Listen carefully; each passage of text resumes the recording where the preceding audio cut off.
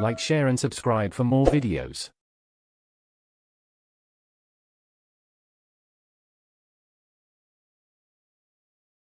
أعوذ بالله من الشيطان الرجيم بسم الله الرحمن الرحيم.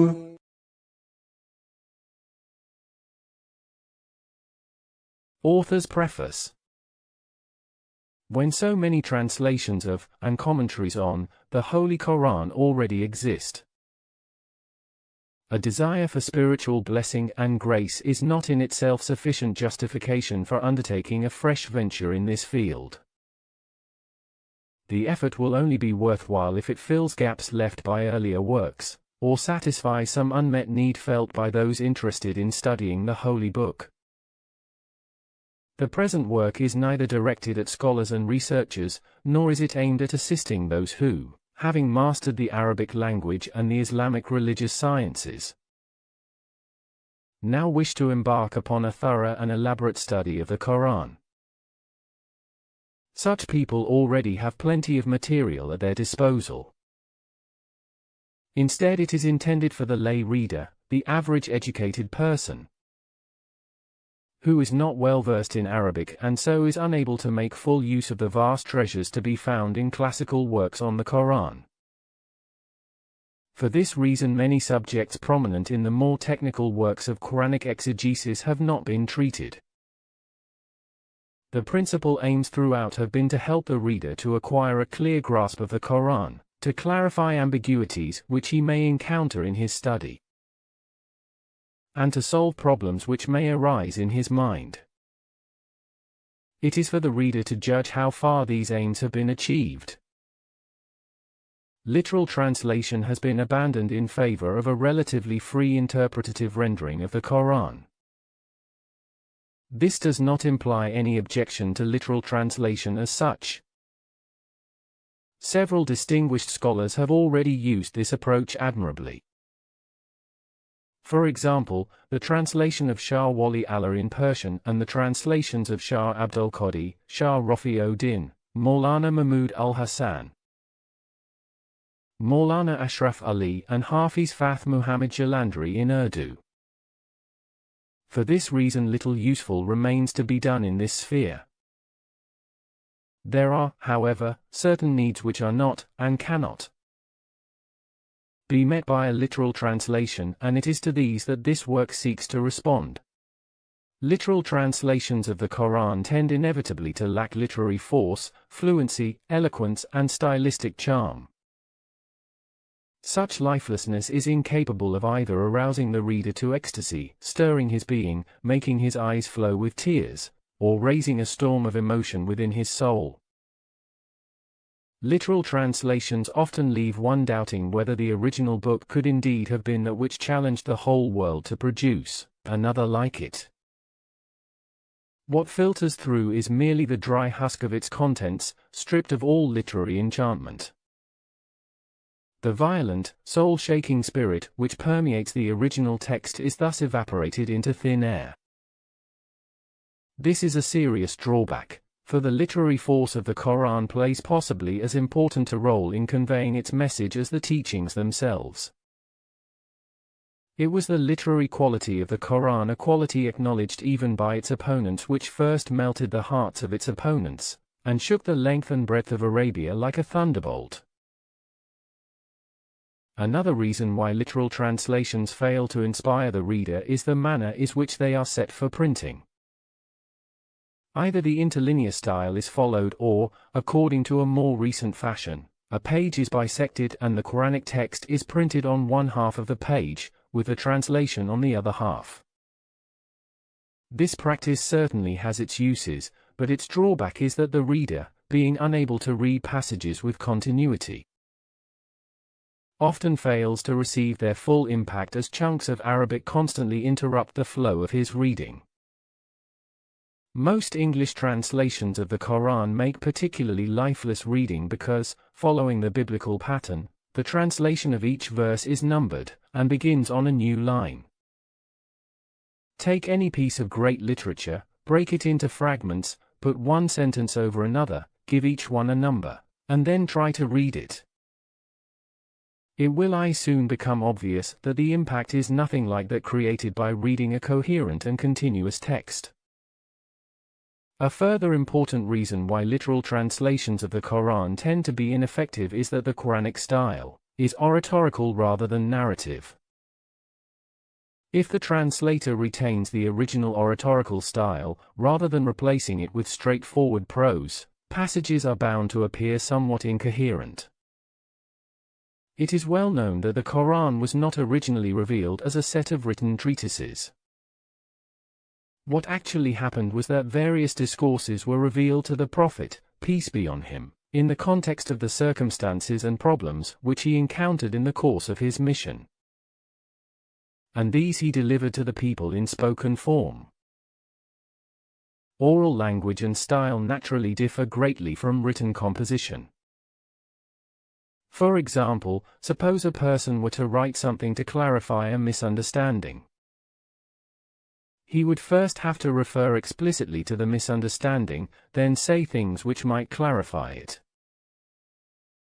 But a man delivering a speech for the purpose of clarifying that same misunderstanding would not need to make specific reference to it, for his audience would consist largely of the very people concerned. Again, an orator may often switch from one grammatical person to another, while referring both to himself and to his audience. He will sometimes mention his audience in the third person, while at other times address them directly in the second. He may similarly alternate between the singular and the plural. He will sometimes speak on his own behalf, and sometimes on behalf of a group of people. At other times he will speak if representing some power on high, and on yet other occasions that power will speak through his tongue. This undoubtedly makes speech more effective, but when that speech appears in book form, an element of incoherence is bound to be noticeable. The farther one is removed from the original context and environment, the greater the sense of incoherence. This explains why people who do not fully appreciate this fact and, despite their knowledge of Arabic, complain of a lack of coherence between various parts of the Quran. Since the Quran is literally the word of God, it would obviously be sacrilegious to add a single syllable to the original text, even with the intention of enabling the reader to have a better perception of its inner coherence. Hence, the only service that Quranic scholars can render to Arabic-knowing readers is to provide explanatory notes wherever needed.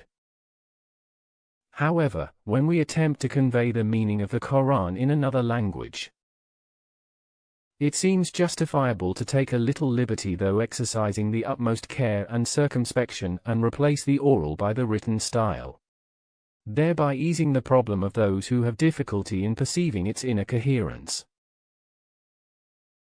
As already pointed out, every surah of the Quran is in fact a segment of speech, revealed at a certain stage of the Islamic movement. Each revelation was occasioned by the demands of certain circumstances, and had certain purposes to fulfill. Every surah is so vitally linked with its situational background and its circumstantial setting that anyone reading a mere verbal translation, divorced from its context, would fail to appreciate many of the points being made.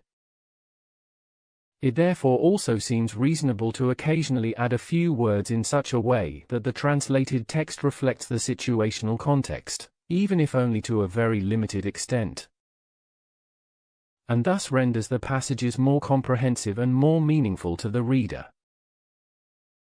A final problem with literal translations is that even though the Quran was revealed in clear Arabic, it also has its own special terminology.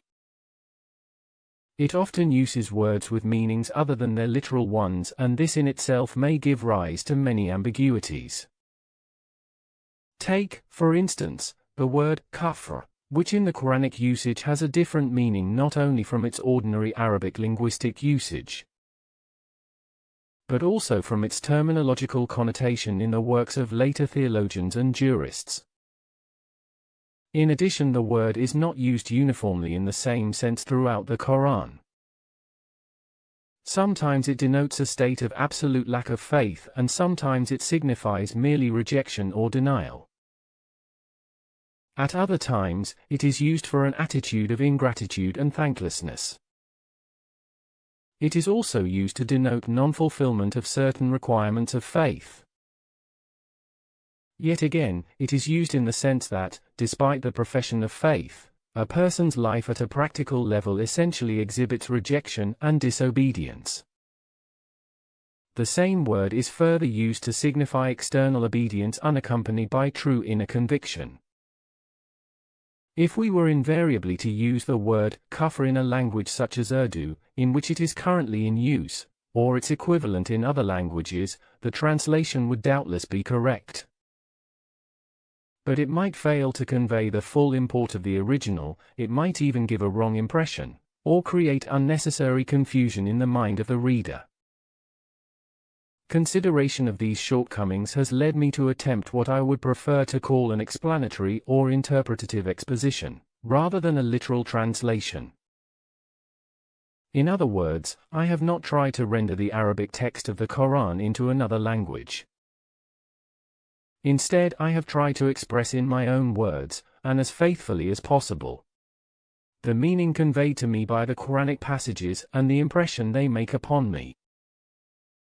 As far as the form of the work is concerned, I have tried to ensure that this translation does not make dull reading or lack literary elegance, and that it reflects something of the force and candor of the clear Arabic of the Quran.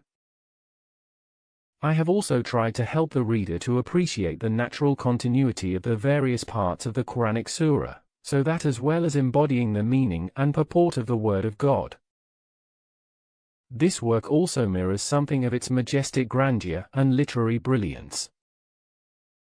I have prefaced every surah with careful notes on the period of a particular revelation, the circumstances obtaining at the time, the stage through which the Islamic movement was then passing, and its chief needs and problems.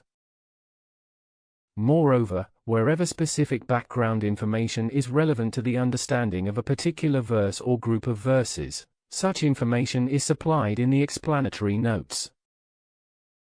In the explanatory notes, every effort has been made to avoid distracting the reader's attention from the Quran itself. These notes have a twofold purpose: first, to elucidate and clarify, and, second, to highlight the spirit and aim of the Quranic passages. The reader is advised to go through the introductory sections of each surah before beginning to study the surah itself, and to refer back to them even during his study. Muslim readers are further advised to go through whatever portion of the Quran they usually recite each day, along with any literal translation of its meaning. Then to read our interpretative rendering of the same passage without reference to the notes, focusing on the passage as a whole. Only then should they proceed to study it verse by verse, reading the explanatory notes as well for a more thorough understanding. It is hoped that such study will enable the ordinary reader, God willing, to acquire a considerable, if not scholarly, understanding of the Quran. This work was begun in Muharram, 1361 AH, February, 1942. The work continued for just over 5 years, during which time interpretative rendering and explanatory notes were completed up to Surah 12. Then several events, occurring in quick succession, not only prevented me from proceeding with the work, but even from revising what had been thus far accomplished. In October 1948, by a stroke of luck, good or bad, I was arrested under the Public Safety Act and imprisoned. I was thus able to find the time needed to prepare this work for the press. I now pray to Allah that He may fulfill the purpose for which this work was undertaken, and make it useful for developing a better and fuller understanding of the Holy Quran. New Central Jail, 17 Dhul al-Qa'dah 1368 AH. The 11th of September 1949. Abul Ala Maududi. Like, share and subscribe for more videos.